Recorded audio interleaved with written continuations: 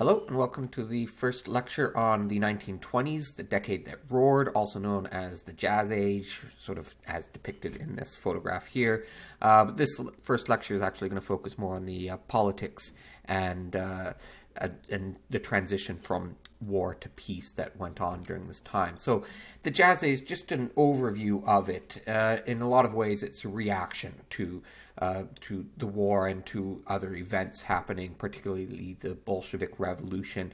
And it's a reaction that took a number of forms. They're going to move very much away from the progressive reforms that characterized the United States before. It's going to be a big pendulum shift back towards the previous model of the laissez-faire. So these are cyclical. We see these coming again and again, where you go from one sort of a liberal economic policy, a reform policy, active government, to away from that, to the government sort of taking their foot off of the gas pedal, so to speak. They've had a foray in the international world with World War I, but they're going to retreat, however you wish to call that retreat.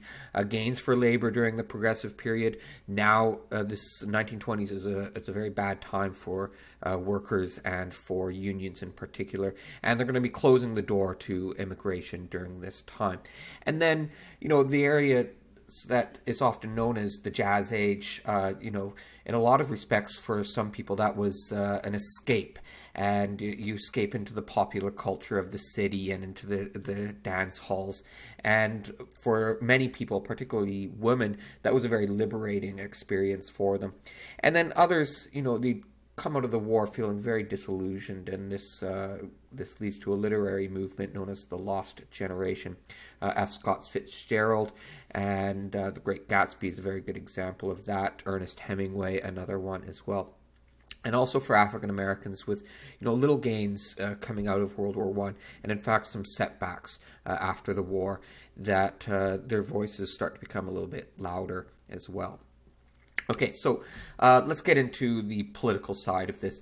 In the 1920 election of Harding, who we see here, we've got the Americans sort of choosing to retreat away from Wilson's commitments to progressive reform and to an international commitment on the world stage. And so it's a pendulum shift, as I said, and the three 1920s Republican presidents who are pro-business, low taxes, laissez-faire, and a supply side of fiscal policy, meaning that the low taxes and economic policy that sort of moves capital into a wealthier class, and then feeling that they'll then supply through investment and you'll create jobs in this way, supply side fiscal policy.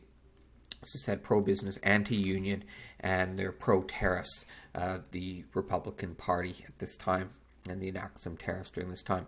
Now, Harding here, he an honest man, but like previous President Ulysses S. Grant, he's got some not so clean people in his administration, and it was known for sort of some scandals and graft and corruption going on that he himself wasn't participating in.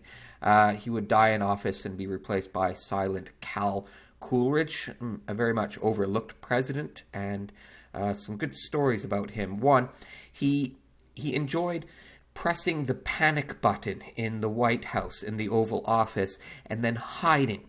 And then the Secret Service would just freak out. Where is he? What's happened to him? Has he been kidnapped? And then he would just emerge, ha, ha, ha, ha, I'm just pulling a prank. And then where he gets the nickname, the Silent Cal, he was known for just not speaking very much. And there's a story that he was at a party one time, and that a person came up to him and said, "Hey, I've made a bet with my friend. I bet I can get you to say more than 3 words at this party." And Coolidge just looked him in the eyes and said, "You lose." I think it's a good story. And then the last of them will be this guy, Hoover, who is going to come in right at the height of optimism about the future of the country, and then the great crash of 1929. And he'll be always remembered for his inability to really grab hold of the economic problems, and would be very quickly replaced in the next election by Franklin Delano Roosevelt. All right, so that's a return to political normalcy and a pendulum shift. Now, when you come out of war, they went from a very much like a socialist command economy in some respects during the war, and very quickly transitioned back out of that. And there's going to be some bumps, when you make these kind of transitions. First off, economic problems. There was a lot of inflation going on at this time, and a lot of men coming back and looking for work, and so there's going to be sort of unemployment problems, and labor is going to sort of suffer a setback during this time. There was two strikes going on at this, big strikes in steel, and then a police strike in Boston. And Coleridge was the governor of Massachusetts, and oversaw this strike in Boston and had none of it, and very quickly just brought in the National Guard and fired all of the police officers and just said, "You're not going on strike, forget it." And then, that was a setback for them. And unchecked nationalism, very much intolerance, and there's going to be an anti-immigrant, anti-communist, and anti-labor movement and a backlash against urban black communities. As a number of African Americans are starting to move up into the urban centers, there was a violent backlash against them, and that took a very ugly form of race riots directed at African American communities. And this is the result of one of them.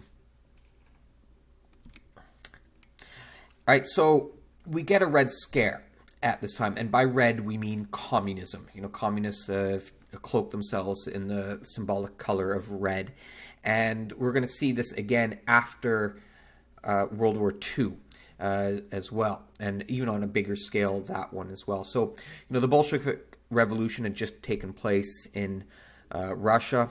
Communists have taken control of that country. There's the wave of these strikes, as I said, the Boston police strike, the steel strike. There was a general strike in Seattle, and some bombings directed at the heart of the capitalistic world in the United States. And this created very much a fear among most Americans, particularly middle class Americans, of the possibility of revolution occurring in the United States. And so there was very much a toleration among many Americans to fight back hard against perceived threats. And the threats are seen in the immigrants, who tend to be a little bit more in favor of socialist ideas, and unions in particular. This is the bombing outside of Wall Street in New York City. There was another bombing on the Attorney General of the United States, on his home, and there was nobody was caught for these bombs. And so this became the mindset for a lot of people. If we look at this cartoon here, that you would be published in a mainstream middle class newspaper, that the purpose of this message is created the fear of unions. If we look at the first step up at the top, it's labor. Okay, so it's just a working class maybe joining in a union. Well, the next step is strikes or walkouts. And then the next step, you go into disorders and riots, and then you're getting into revolution, and then you're getting into, well, who knows what. And so, the point of view here is labor, and organized labor is a threat. So the reaction to these bombings is going to go after the most obvious organized sort of radical group, which is the International Workers of the World, a socialist union. And so there's the Attorney General, and he's going to put this person, J. Edgar Hoover, into charge to hunt down, identify, and arrest communists, socialists, and anarchists. And J. Edgar Hoover, this is the formation of the Federal Bureau of Investigation, and he would run this for the next 50 years. And he had a lot of information on almost every prominent person in the United States, and in a lot of respects became, over the next 50 years, the most powerful person in the country. Above president, he would have all the information on all the presidents and all of their friends and all this. He was unremovable. You could not go after J. Edgar Hoover. He became untouchable within the United States government. And so these raids, well, there's no charges. These people are not guilty of any crimes, only ideas. And there is no evidence of any kind of revolution dug up. There's J. Edgar Hoover and his longtime male partner, which maybe says a few things about him. He lived with his mother his entire life as well. This is the office of the IWW after one of the raids. No warrant, no crime had been done, as I said, and many were deported back to Europe. And yeah, as I said, these people are not guilty of any crime. They're guilty of the wrong kind of thoughts. Now, some of the effects of all of this is an anti-immigration movement, setbacks for laborers, normalcy of the KKK, and increased executive power, particularly with the creation of the Federal Bureau of Investigation, the FBI. So this anti-immigration, very good example of this is poor Sacco and Vanzetti, two Italian immigrants who there was a murder and they were charged and under very little evidence were found guilty and were executed in the electric chair despite the protests of many. So really they were found guilty of a murder because of their names, very Italian names. And they were just good family people. They had, left-wing political views, but not to the point of murder. And closing off immigration. They set up a quota system, set the maximum number of who can enter from each country, and a sharp reduction of immigration from Europe. And we can see here, this is sort of like the before and after, and a big one is the Italians, the before, and then the after. A lot coming out right after the end of World War I. And Eastern Europe, Poland, another one.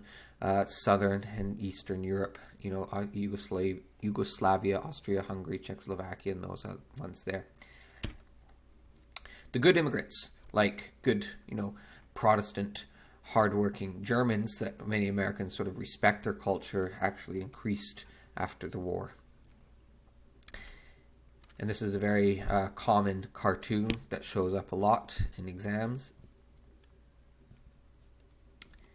And if we look at it in the long term, this is when the quota system comes in right here. We can see the sharp drop down. Sharp drop down. And then in 1960, as part of Lyndon Johnson's liberal economic policy, known as the Great Society, returns back to an immigration policy. This is also in the context of the Cold War. They're trying to attract support from places like Asia and Africa, and so that's when you start to see an increase in immigrants coming to the United States and coming from a much more diverse population. All right, and the KKK, the last one we'll look at, the hooded hoodlums of the KKK. The 1920s, the first half will be sort of a real golden time for them, as these they're going to expand their hate above the just hating the blacks to hating, blacks. Well, yes, we still hate them. And all foreigners, Catholics, Jews, pacifists, socialists, internationalists, evolutionaryists, bootleggers, which are people who are producing alcohol illegally, and all sort of moral vices. And they're definitely coming out of the rural areas that is very conservative as well. And what they are for is good old white English Protestant people. And membership soared during this time. And it became very much sort of a normal thing, but it didn't really last very long. This is marching in Washington, D.C. You can see the Capitol building in the background there. It didn't last very long because it was all built on a scam of of you get more people to join. For every person you get to join, you get $5. And so you would get people just going, oh, sign up, sign up, sign up. And you would just get a whole bunch of people to sign up, and then they would go out and get all their friends to sign up. And, that kind of system isn't going to last very long. And then a lot of the people who joined are, they're not all that full of hate. And when they see some of the violence that the KKK is associated with, they sort of back off. And, as the number of immigrants sort of drops off, and everything returns back to sort of normalcy, and the economy recovers and everything, it just sort of, it fizzles out as a whole thing. But we can sort of see it as it's rising up. It's all part of this, after the war, this frenzy of nationalism that came out of the war. It gets directed at people who are not you, at others. Like, nationalism is not about love for your country. It's about, I love me so much that anybody who doesn't love the United States as much as I do is not a real American. And nationalism is also very much about not that I love my country, but I hate others. And you get a really strong nationalism coming out of the war, and it gets itself in this anti-immigration attacks on African Americans in the cities, and sort of this rise of the KKK coming in here. And we'll see all of this again, a little synthesis of this after World War II, particularly the sort of the anti-communist reaction that comes out of World War II. So everything that was old will be new again. All right, thank you very much for listening.